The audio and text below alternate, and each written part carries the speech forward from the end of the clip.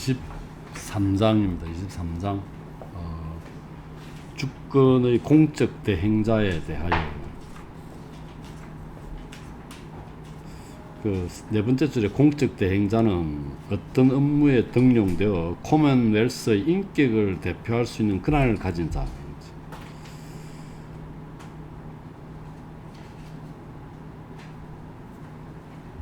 그래서 주권을 보유한 자 또는 합의체는 모두 두 개의 인격을 대표한다. 하나는 자연적인 것이고 또 하나는 정치적인 것이다. 그래서 예를 들어 말하자면 군주는 코먼웰스의 인격을 대표하기도 하지만 동시에 한 사람의 인간으로서의 인격도 지니고 있다. 이런 얘기. 그 다음 페이지 계속 보면은 이건 좀 어려운 내용은 없는 것 같아요. 일반 행정을 위한 대행자들, 우리가 그 코먼웰스 설명할 때 이런 코먼웰스가 만들어지게 되면 여러 가지 기능들이 있다 그랬죠. 그 중에 이제 그 기능을 수행하는 사람들, 일반 행정, 그 다음에 오른쪽 보면은 경제와 같은 특수 행정에 관한 것, 즉 재무, 그 다음에 군사, 뭐 이런 것들이죠. 그 다음에 인민의 교육을 위한 것.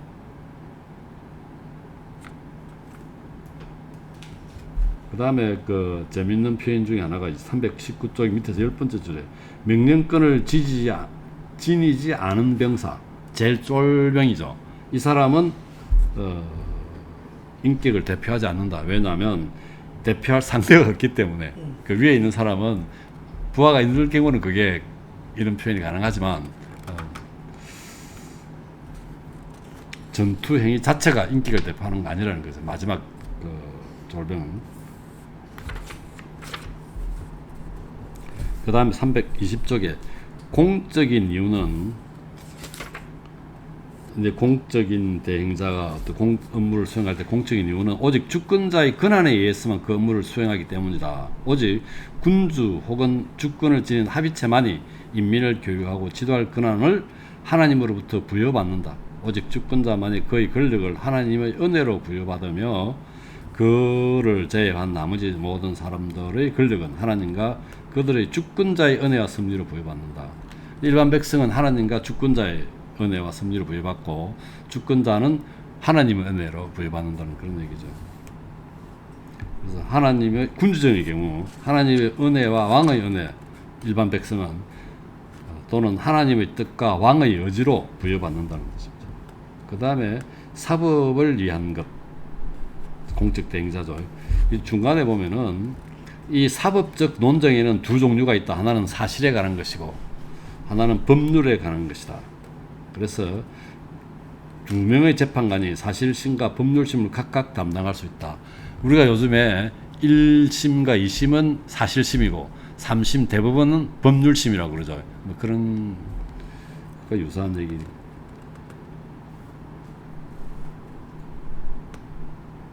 그 다음에 오른쪽 페이지 민사소송, 뭐 행사소송이라는 표현이 있고, 뭐 오늘날 의미랑 비슷하고, 그 다음에 귀족의 특권에 대한 이야기가 있고요. 귀족만이 재판관으로 할 수 있었고, 그것도 원하는 수의 재판관으로부터 재판을 받을 수 있다. 보통 평민은 12명이라고 그랬죠. 재판관. 그 다음에 집행을 위한 것. 322쪽에. 여기서 보면 우리가 요즘 보면 행정, 입법, 사법 세 가지 이제 상권 분립 뭐 이런 얘기하는데 여기서 보면은 입법이 굉장히 중요시되어 있어요. 여기도 그렇고 존 로크나 이런 사회계약서를 주장한 사람들을 보면 입법을 행정보다는 어쨌든 그렇고. 그 다음에 323쪽에 고문관이나 국가 평의에는 사법권이나 명령권 등의 권한이 없는 상태에서 주권자의 요구가 있을 때는 자문에 응하여 조언하고 요구가 없을 때는 제안만 하는 경우 공적 대행자는 아니다. 이런 표현이고요. 그 다음에 다음 장 바로 갑시다. 24장 코먼웰스의 역량과 생식에 대하여. 첫 줄에 보면 코먼웰스의 역량, 생활에 도움이 되는 물질의 풍부함과 분배, 물질의 풍부함과 분배에 있다라고 얘기합니다.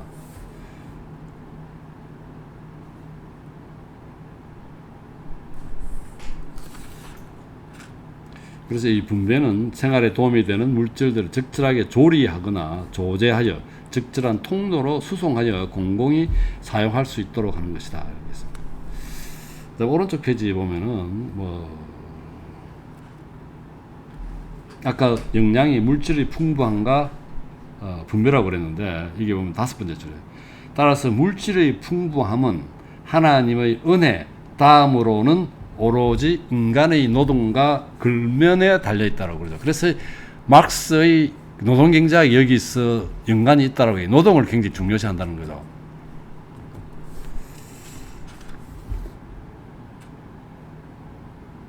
그 다음에 325쪽에 밑에서 5번째 줄에 영양 있는 물질의 분배는 내 것과 내 것, 그의 것을 그의 것이죠. 즉 한마디로 말해 소유권을 설정하는 것을 말하는데 이것은 어느 코모넬스나 주권자의 권력에 속한다. 그래서 오른쪽에 보면은 또한 이렇게 있죠. 물질이 풍부한가, 그 다음에 영양이 뭐니까 또한 코모넬스의 영양은 올바른 분배에 있다. 물질이 풍부한가 올바른 분배에 있다는 거죠.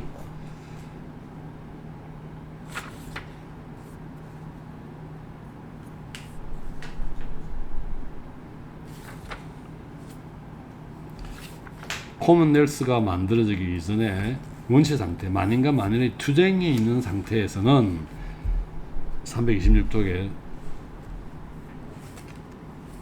힘으로 유지하는 것이 자기 것이다. 그래서 소유권도 아니고 공동 소유도 아닙니다. 이건 불확실성일 뿐이다. 만인과 만인의 투쟁 상태에서는 소유권이 아니고 불확실성이다. 이런 사실은 열렬한 자유옹호자였던 키케르를 보더라도 분명히 알 수 있다. 그는 공개 변론에서 모든 소유권이 시민법에서 비롯된다라고 말했다.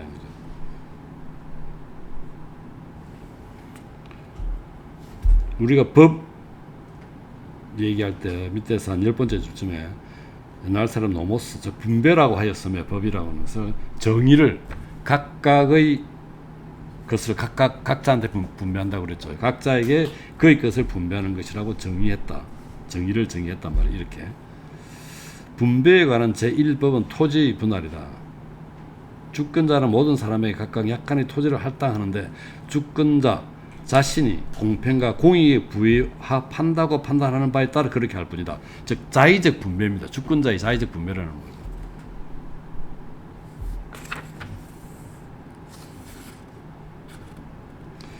그래서 328쪽에 보면 네 번째 줄에 백성이 자신의 토지에 대해 지닌 소유권은 다른 백성에게는 배타적인 권리지만 주권자의 권리를 배제하는 것은 아니다.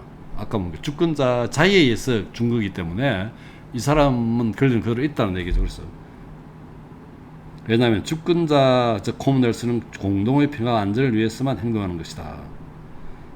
아까 옆에 보면은 주권자의 지배권을 배제하지 않는다는 그런 뜻이고,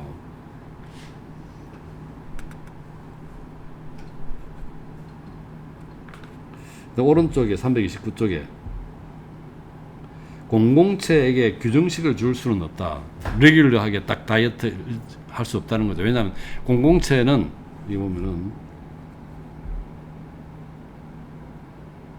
밑에서 네 번째 줄입니까? 코먼웰스는 규정식으로 재생될 수 없다. 코먼웰스에 필요한 비용은 그 자신의 식욕에 따라 결정되는 것이 아니라 예부적 우발 사건이나 주변국들의 욕구에 따라 결정된다. 따라서 공공재산은 이러한 긴급 사태의 성격에 따라 달라질 수밖에 없다. 그러니까 주권자가 공공의 안전을 위해서는 임의대로 자산을 처분하거나 해소할 수 있다는 얘기죠. 그래서 제일 마지막 줄을 보면 330쪽에 따라서 코먼웰스를 위해 일정한 토지를 할당하는 것은 소용없는 일이다. 팔거나 양도할 수 있기 때문이다. 실제로 그 대표자의 손으로 팔리고 양도되고 있다. 그 다음에 국내의 토지 분배도 마찬가지지만 백성들이 대무역을 할 경우에도 어디에서 어떤 산물을 취급할 것인지를 결정하는 일은 주권자의 권한에 속한다. 그 다음에 소유권의 양도에 관한 법도 주권자에게 속한다. 332쪽 화폐는 코먼웰스의 혜택이다.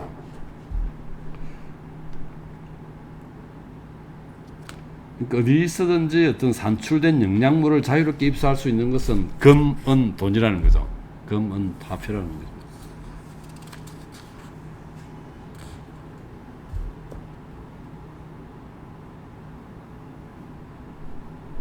화폐가 이제 공룡의 오른쪽 333쪽에 사용에 이를 수 있도록 전달해 주는 것은 우리가 화폐를 국고에 전달하는 것, 거꾸로 공공지출을 위해 그 돈을 다시 급부하는 것, 두 가지죠. 뭐 우리로 보면 정맥과 동맥 비슷한. 그 다음에 그 식민지 건설하는 것, 코먼웰스의 생식 또는 자녀는 보통 우리들이 식민이라고 부르는 것이다, 이런 표현입니다.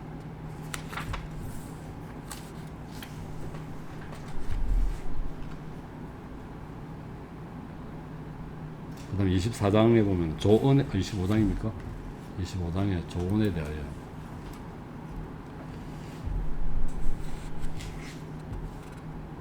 조언하고 명령하고 다르죠. 그래서 조언과 명령은 구분해야 된다는 얘기인데, 다음 페이지 336쪽에 명령과 조언의 차이. 명령은 오직 명령을 바라는 자의 의지로 이것을 하지 말라고 하는 경우이다. 그래서 그거로부터 자신의 이익을 열망하고 있다는 거죠. 근데 조언은 조언의 상대에게 생길 이익 때문에 이것을 하지 말라고 하는 것이죠. 그래서 조언을 받는 사람의 이익을, 그래서 거기 보면은 10번째 줄쯤에 조언과 명령의 가장 큰 차이는, 명령은 맹자 자신의 이익을 지향하는 반면 조언은 타인의 이익을 지향한다는 점이고, 명령을 받았을 때는 어쨌든 명령을 받은 복종의 의무를 서약했기 때문에 명령을 받았겠죠. 그렇다면 복종할 의무가 있지만 조언은 따라야 할 의무는 없는 것이죠. 그 다음에 복종에는 복종의 의무를 다하겠다 서약한 경우에 명령인 경우에는 명령을 할 수 있는데, 조언은 어느 누구도 타인의 조언자가 될 권리를 요구할 수 없다. 조언을 원하는 사람이 원해야 조언을 할 수 있다는 말이겠죠.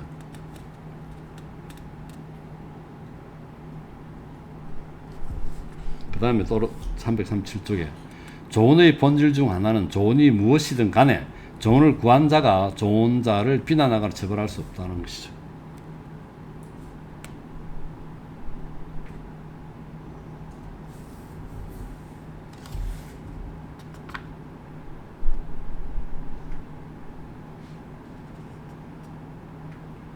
그 다음에 제일 오른쪽 페이지 337쪽이 제일 밑에 간절한 근거와 간언은 그에 따라주기 바라는 조언자의 간절한 욕구가 나타나 있는 조언이다. 강렬한 조언이라는 거예요.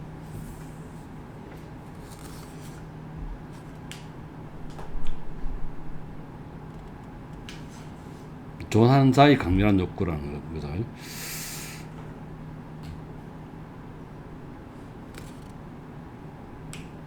그 다음에 그 조언에 대한 얘기들을 지금은 첫째, 둘째 이렇게 설명하고 있는데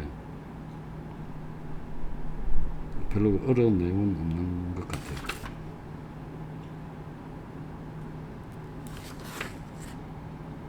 근데 다시 또 명령과 조언의 차이점을 성경에 대해서 얘기를 하고 있는데,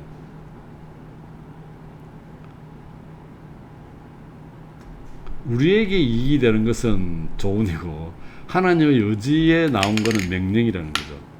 그게 보면은 340쪽에 보면은 두 번째 줄에 그러나 내 소유를 팔아서 가난한 사람에게 주어라 그리고 와서 나를 따르라와 같은 말씀은 조언이다. 이렇게 하는 것이 니한테 유리하다는 얘기죠. 니한테 이익이 된다는 얘기죠. 조언이고. 하늘의 부하가 우리에게 있다는 것이다. 그리고 맞은편 마을로 가서 보면 나귀 한 마리가 매여 있고 그 곁에 새끼가 있을 것이다. 풀어서 나귀를 끌고 오너라. 이것은 하나님의 의지에서 나온 거기 때문에 명령이라는 것이죠.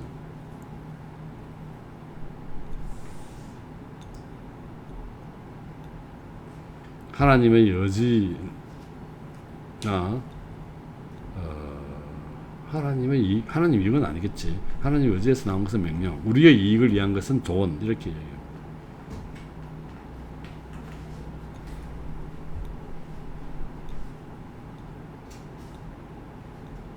그 다음에 적절한 조언자와 부적절한 조언자의 차이라고 되어 있습니다.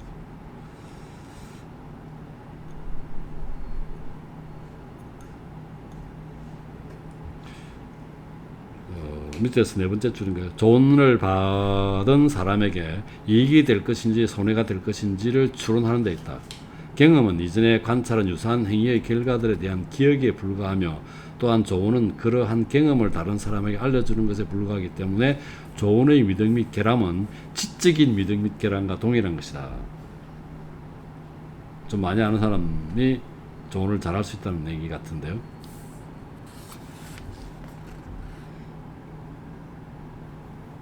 그 다음에 훌륭한 조언자의 조건 중 으뜸이 되는 것은 딱 중간에 10번째 줄쯤에 조언자의 목적이나 이익이 조언을 받는 자의 목적이나 이익에 상반되지 않아야 된다는 거죠.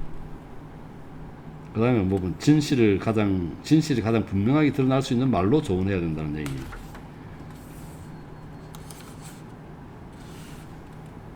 그 다음에 뭐 342쪽에 이 밑에서 10번째 줄쯤에 조언에 요구되는 지력은 앞에서 말한 바와 같이 판단력이다. 그리고 인간의 판단력의 차이는 교육의 차이에서 비롯된다. 그러나 이러한 규칙이 없을 경우에는 경험이 가장 풍부한 자가 그 일에 대해서 최선의 판단력을 가지기 마련이고 따라서 최선의 조언자다. 그 다음에 다음 페이지 343쪽에 7번째 줄에 조언의 소명을 받지 않는 사람은 그러한 일에 대해 이렇다 할 조언을 할 수 없다는 사실.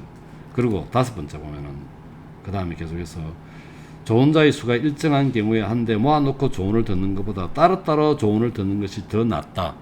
그래서 그 이유가 여러 가지가 있다면서 밑에 설명하고 있죠.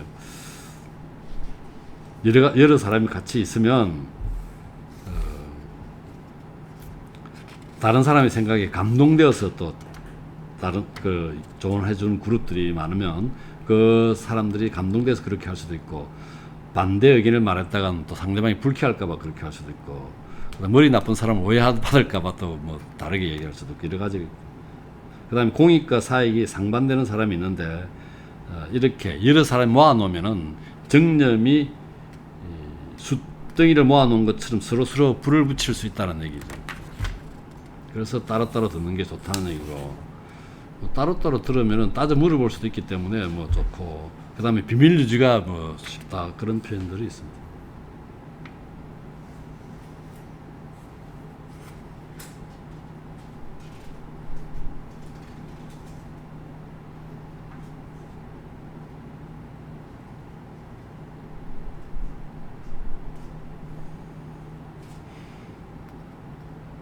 근데 사람들은 그 사적 이익에 기반하에 행동하는 경우가 더 많다는 얘기죠.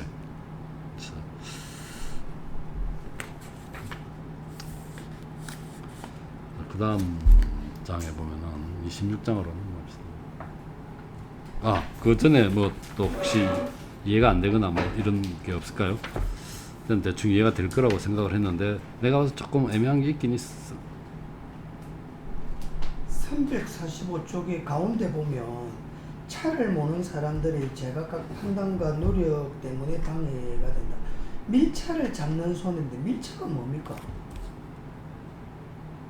모르겠어. 내가 사진 안 찾아봤는데 나는 그냥 막 저도 쭉 보면서 그냥 찾아볼 건데 그냥 안 찾아봤어. 시하고 제가 찾아보겠습니다. 밀차가 미는 차인가?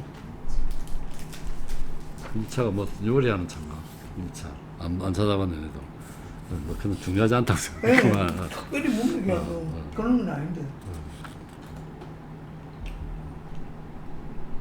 뭐지라고 안 물어봅니다. 자, 그럼 26장 갑시다. 시민법이란 코먼웰스의 구성원이기 때문에 반드시 지켜야 하는 법률 이렇게 되어 있죠. 시민법에 대한 지식은 모든 사람이 가지고 있어야 한다. 그래서 여기 보면 현지 법률들과 구분하여 시민법이라고 부르고 있다. 뭐 로마 제국 때 얘기죠. 그 다음에 348절 첫 줄에 보면 우선 분명한 것은 법이라는 것은 조언이 아니고 명령이다. 그리고 시민법은 그 법을 명령하는 자의 인격이 시민인 법을 말한다. 여기서 시민은 코먼웰스의 인격이다. 시민법이란 모든 백성들이 선악의 구별, 즉 무엇이 규칙에 위배되고 무엇이 규칙에 위배되지 않는가를 구별을 하는데 사용할 수 있도록 말, 문서, 기타 의지를 나타내기에 충분한 표지를 통해 코먼웰스가 명령한 규칙이다. 이렇게.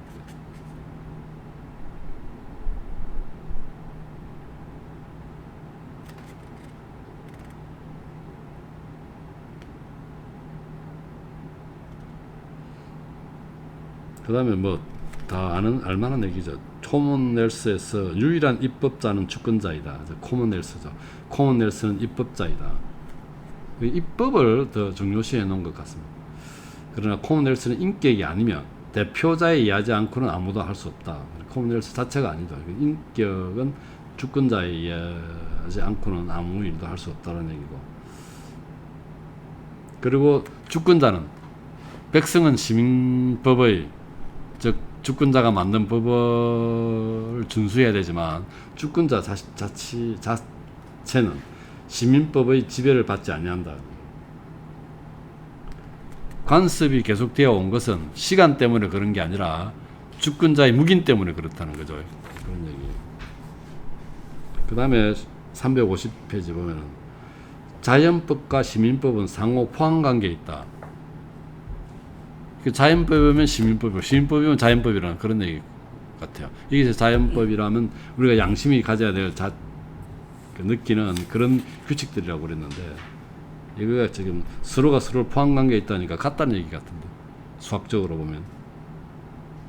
그래서 밑에서 세 번째 줄에 보면 자연법은 세계의 모든 코먼웰스에서 시민법의 일부이다. 마찬가지로 시민법도 자연의 명령들의 일부이다.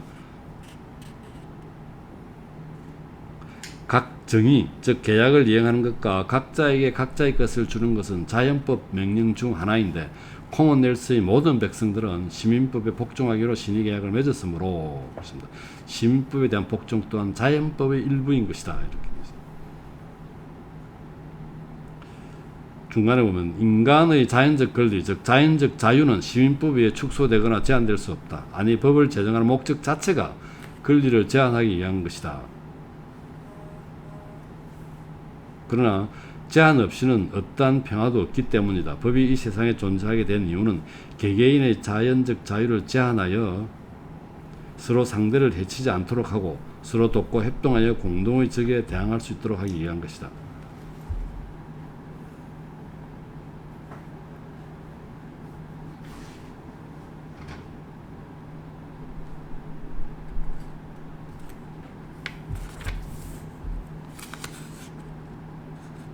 그 다음에 352쪽에 보면은 6했죠. 모든 법률은 성문법이건 불문법이건 그 근원과 효력이 코먼웰스 여지에서, 즉 대표자의 여지에서 생겨난다는 거예요.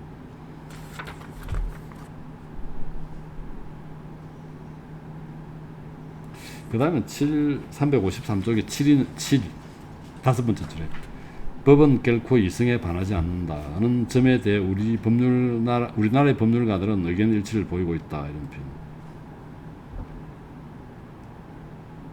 이때 이성은 사적 이성은 아니겠죠.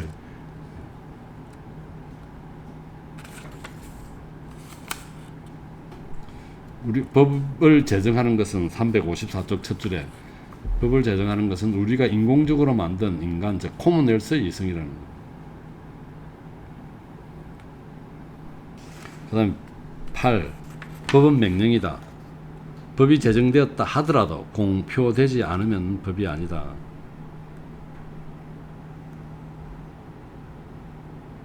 그래서 알 수 있는 수단을 가진 사람에게만 법이 존재되고, 그 다음에 여기도 보면 선천적 백치나 어린이, 미친 사람에게는 법이 존재하지 않는다. 왜냐하면 모르기 때문이죠. 법이 공포된다 하더라도.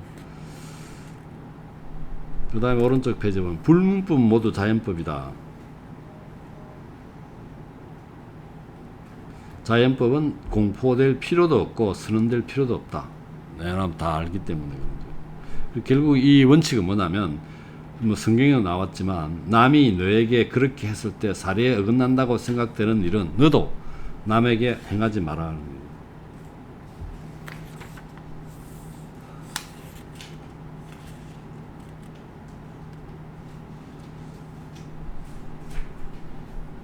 자연법 외의 모든 법은 주권자의 권한에서 나온 것이 명백한 것이라고 되어 있죠. 명백한 말이나 문서, 행위 등의 방법으로 그 법을 지켜야 할 의무가 있는 모든 사람에게 알려주어야 한다.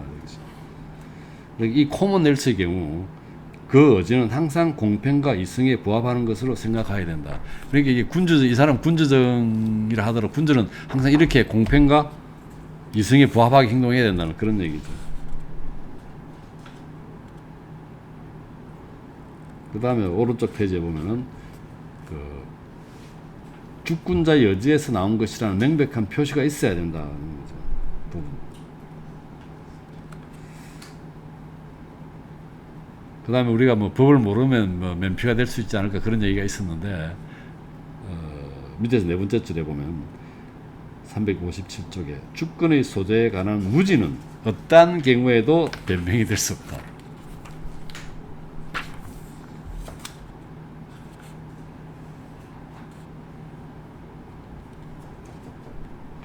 그 다음에 뭐 법의 해석이죠. 그 359쪽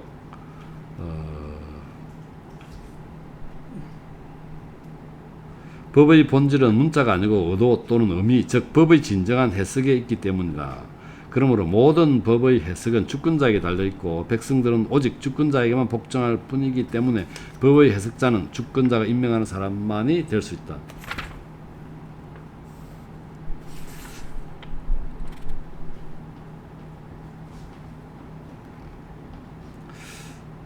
그래서 모든 법은 해석을 필요로 한다라고 되어 있는데 네 번째 줄에 밑에서 성문법이든 불문법이든 모든 법은 해석을 필요로 한다. 불문의 자연법은 편견이나 정념에 사로잡히지 않은 채 자연적 이성을 사용하는 사람에게는 해석상 아무 문제가 없으므로 이를 위반할 경우 변명의 여지가 없다. 그러나 아까 우리가 인간은 두 개의 학댕을 갖고 있다고 그랬죠. 두 개의 망원경을 쓰지 않고 시빌 사이언스나 모랄 사이언스는 쓰지 않고 두 개의 학대형은 뭡니까? 자기애와 정념이라고 그랬습니다. 그래서 보면은 자기애나 기타 다른 정념으로 인해 눈이 멀지 않은 사람은 거의 없거나 전혀 없을 수도 있다는 사실을 고려하면 자연법 중에서 가장 모호한 법이라 할 수 있다. 자연법은 법 중에서 가장 모호한 법이다.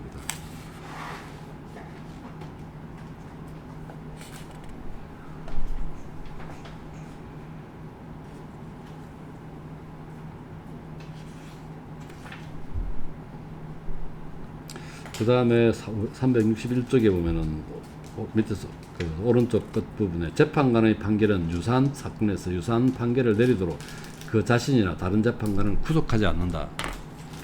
정인 신문을 해야 된다는 얘기죠.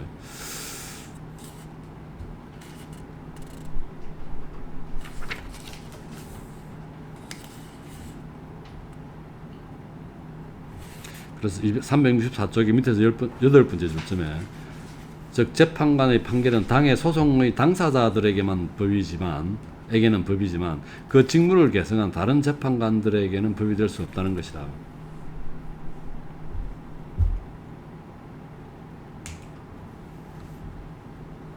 그 다음에 오른쪽 페이지 365쪽에 법과 조문과 취지의 차이, 법의 조문과 취지의 차이입니다.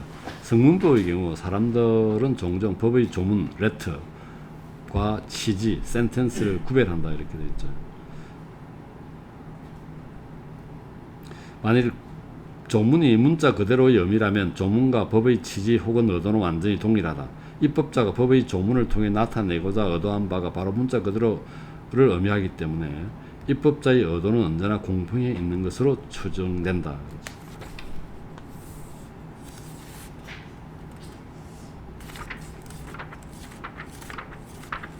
그 다음에 366쪽에 보면 재판관에게 요구되는 능력이겠습니다. 네, 세 번째 줄 밑에 다섯 번째 줄에 보면 재판관의 일은 오로지 정인을 통해 사실을 심리하고 주권자의 명령이나 법규를 통해 법을 고찰하는 일이다. 아까도 얘기했지만 두 종류의 판단이 있다고 그랬죠. 오른쪽 페이지 첫 줄에 367쪽에 사실에 관한 것은 정인의 정언이죠.을 바탕으로 판정하면 되고 법에 관한 것은 변론에 주장된 것과 해석의 권한을 가지고 그 자리에 임석한 자의 즉 유권 해석이죠.를 바탕으로 판정하면 된다는 거죠.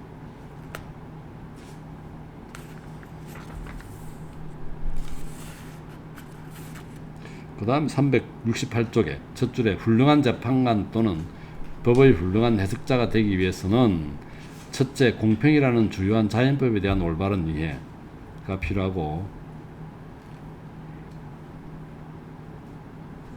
둘째는 불필요한 재산과 승질을 경멸하는 것이다. 셋째는 판결에 임하여 공포심, 분노, 정오, 애착, 연민, 이건 정념이죠. 정념을 버릴 것. 넷째, 마지막으로 심리를 할 때 참고 들어주는 인내, 열심히 듣는 주의력, 심리한 것을 기억하고 소화하고 적용하는 기억력이 필요하다는 거예요. 네 가지 요소가 필요하다고 되어 있습니다. 그 다음에 법의 분류는 유스티니아누스 법전 분류 해가지고 여러 가지가 나오고 있고요. 그 다음에 370쪽에 보면 또 다른 법의 분류는 자연법과 실증법으로 분류했죠.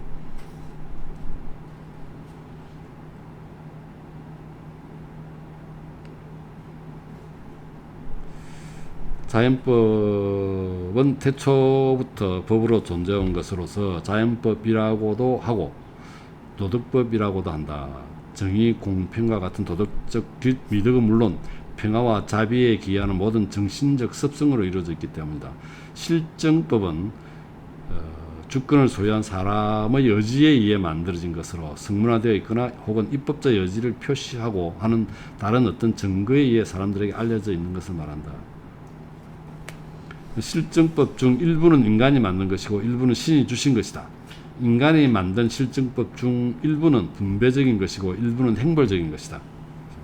분배적인 것은 백성들이 권리를 결정하는 법으로서 모든 사람의 대상으로 토지나 재화의 소유권 이런 것들이고, 행벌적인 것은 법을 위반할 경우 법의 집행을 위한 것이죠. 그래서 인간이 만든 것 중에 분배적인 것, 행벌적인 것 이렇게 구분을 해놨고요.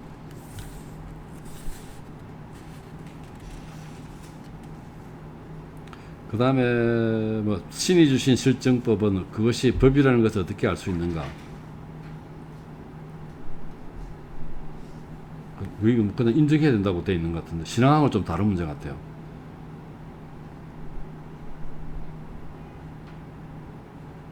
그 법이 하나님으로부터 왔다는 것을 자연적으로 알지 못하는 이상 그 법을 공포한 자의 권한을 믿어야 된다. 모세나 아브라함 같은 사람이겠지.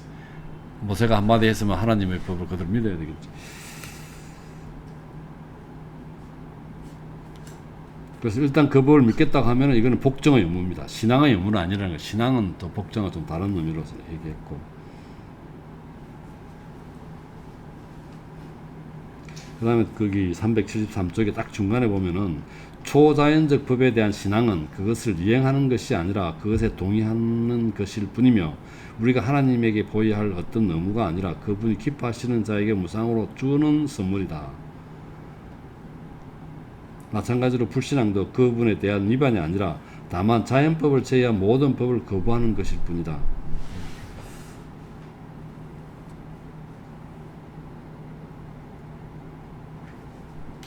조금 애매하게 그냥 두루뭉실하게 넘어간 것 같았죠. 초자연적 계시를 받지 못한 사람은 그 법에 복종할 의무를 어떻게 발생할 것인가 하는 질문이죠. 근데 이거는 그다지 어려운 문제 아니라고 그러는데 그 법에 따를 것을 약속한다면 그 행위에 의해 복종의 의무가 발생한대. 신앙하고 관계없다는 얘기죠. 그런 얘기를 하고 있고, 그 뒤에 보면 모세와 아브라함 얘기를 하고 있습니다.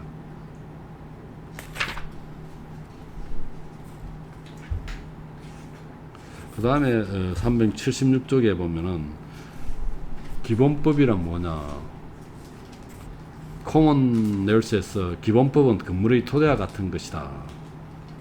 즉 주권자에게 부여된 권한을 지지하도록 모든 백성들에게 의무를 부과하는 법이다.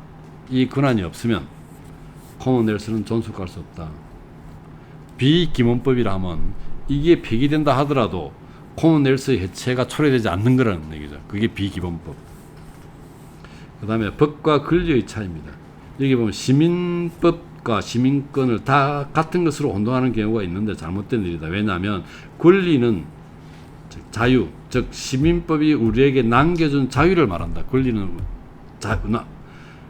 시민법이 우리 권리를 가져갔죠. 그 중에서 남겨준 것, 코먼웰스를 위해서 가져간 것은 빼고 남겨준 것은 자유죠. 자유, 남겨준 자유가 권리고, 시민법은 의무라는 거죠. 시민법이 코먼웰스가 만들어지면서 우리가 복종하기로 했으니까 거기 규칙이 지켜야 된다는 거죠.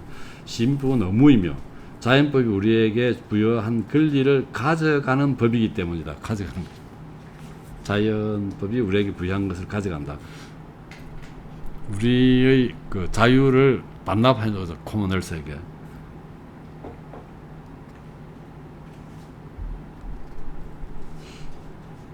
그래서 마지막 절에 보면 법과 권리가 다른 것은 의무와 자유가 다른 것과 같다. 하나는 법은 의무고 권리는 뭐 자유. 자, 여기까지가 26장에 대한 얘기 같아요. 와, 또 오랫동안 했다.